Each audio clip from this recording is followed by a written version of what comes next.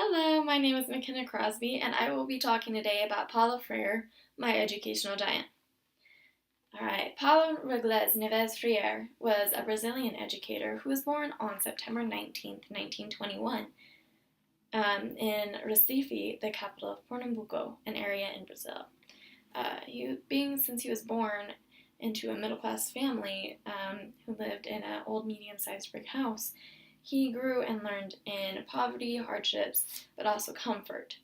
Freire's father, Joaquim Tonescos, was determined to have his children take every opportunity to engage in meaningful and challenging conversations instead of taking the time to lecture them. This is where he left an impression specifically on his son Paulo, on the context of attentive listening, as well as Brazilian politics, democracy, and freedom. Freire's mother, Eletruz Neves Freire, was a practicing Catholic woman and taught Paulo that, quote, in order for religious beliefs to be authentic, faith and action must be consistent, end quote. The first 20 years of his life shaped him into desiring the ability to change the lives of people around him constantly. Growing up, he experienced hunger, which, through this hardship, he was able to learn empathy and compassion. At 11 years old, he pronounced, quote, I vowed to do anything I could do to alleviate hunger in the world, end quote. Paulo did not always know that he wanted to be an educator. In 1943, he enrolled to study law and philosophy at the University of Recife. During his studies, he met a woman who was a preschool teacher, Elsa Mai Costa de Oliveira, who needed guidance on the syntax portion of a qualifying exam which was necessary for her to move into a school director's position. So, of course, Paulo stepped in to tutor her. He realized soon, though, that she was a passionate, unselfish teacher in which he took a liking to. His liking sparked into a love that ignited Paulo into getting married to Elsa in 1944. She became a powerful influence in his life as she consistently encouraged him to remain in his studies, which he took to heart. He graduated with a degree in law in 1947, but after a dull experience with his first and only customer, he decided that was not at all what he wanted to do with his life. After closing his career for good in law, he went home and broke the news to Elsa, and she responded passionately by saying, quote, I was hoping for that. You're an educator, end quote. Paulo gives the credit of his path to pedagogy to his wife, Elsa, who encouraged him. This philosopher, who was the leading advocate of critical pedagogy, has been called, quote, the greatest living educator, a master, and a teacher, end quote. Paulo Freire has brought the idea of critical pedagogy to the world through his written text, Pedagogy of the Oppressed, connecting relationships between teaching and learning by bringing about the definition of humanization. Critical pedagogy is a philosophy of education and social movement that combines education with critical theory.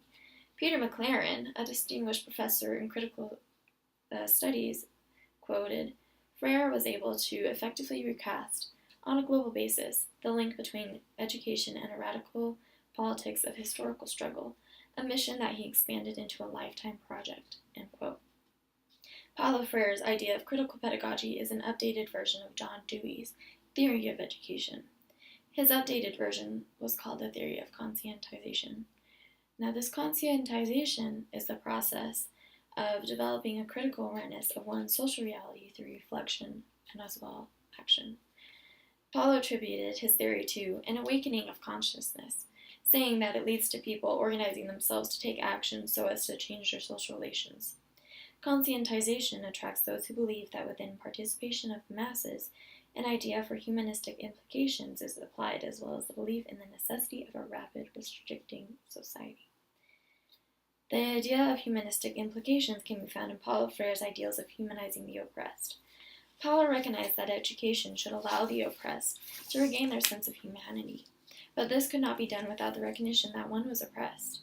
He thoroughly explains his concern in his novel, Pedagogy of the Oppressed, by pointing out that we should recognize the humanity of other individuals and acknowledge humanization.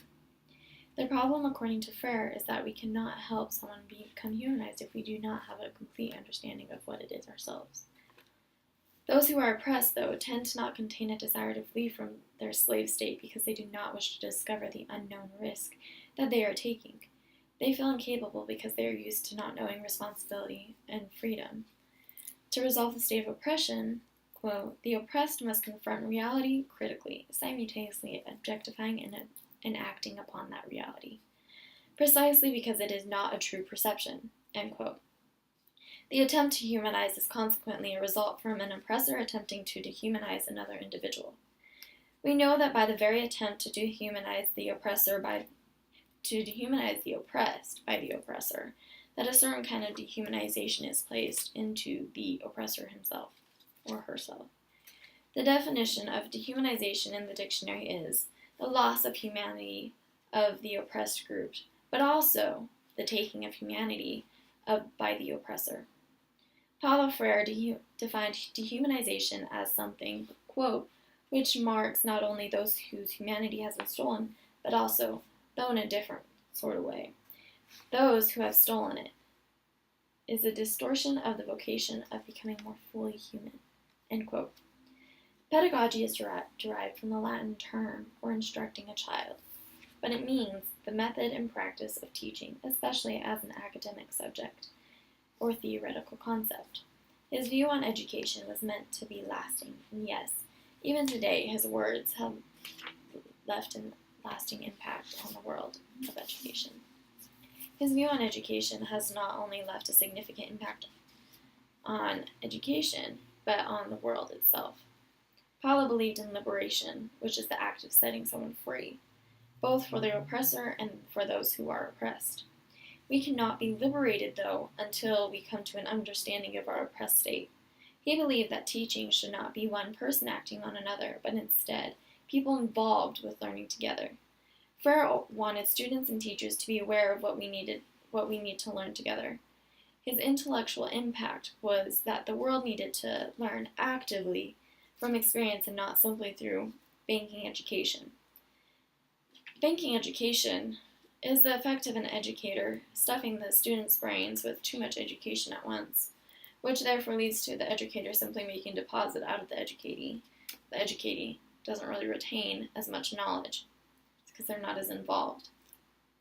Freire was one of the founders of the Cultural Extension Service of the University of Recife, and at the time he was also the coordinator of the adult education project of the Movement of Popular Culture in Recife.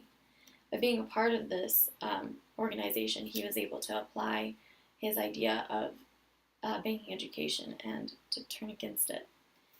He organized that the major reason that Brazil was not progressing was due to the obstacle of illiterate people throughout Brazil. Freire stated that, quote, in 1964, approximately 4 million schoolchildren lacked school. There were 16 million illiterates of 14 years and older, end quote. This unsatisfying education set Freire to seek an education for these children outside of the traditional schooling. He began with the adults through his adult education movement, setting up with his colleagues a new institution of popular culture, a cultural circle. Within these cultural circles, there were, instead of teachers, coordinators, and group participants who did not impose the traditional lecture. They instead encouraged the students to actively participate in the context that was directly related to the participants. Freire was convinced that adults learning to read needed content and materials that contained a bearing on their daily reality.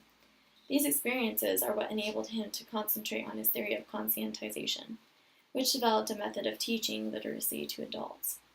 Freire's contribution through his work as an author and an educator shaped and impacted many lives. He was concerned for the well-being of the world, offering a better life through better education. His experiences with hunger, religion, and failure humbled him to contain a more clear understanding of the different influences of the world, which led him to the writing of Pedagogy of the Oppressed. As educators study his advice, they may learn that an oppressed state of learning is not completely beneficial.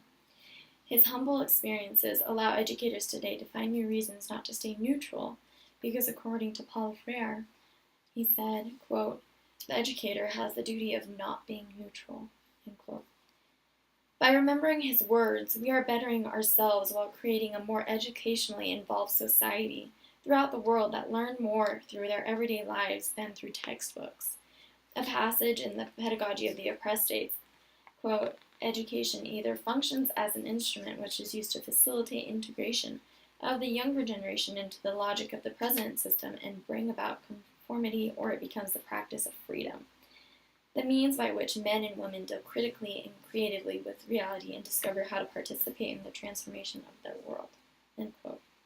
Paulo Freire fed the hungry throughout his life by providing them with a superior path of education, and is still feeding those who hunger knowledge today through educators who read his undying words with understanding and the desire to apply humanization and liberation into their students' lives.